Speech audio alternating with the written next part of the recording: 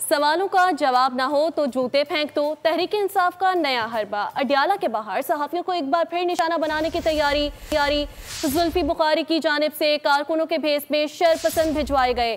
क्या तफसीलात हैं इससे मुतालिक जान लेते हैं सलमान आवान से, जो हमारे साथ लाइन पर मौजूद है। सलमान आवान, बताइएगा।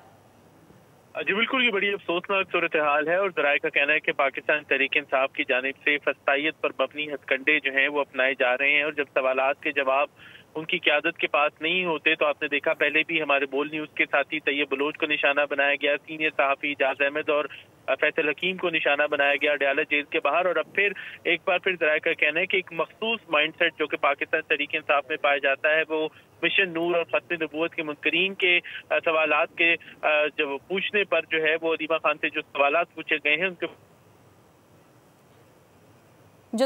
पूछे गए हैं उनसे मुतालिक भी आपने हमें तफसीलन आगाह किया। सलमान आवान, बहुत शुक्रिया।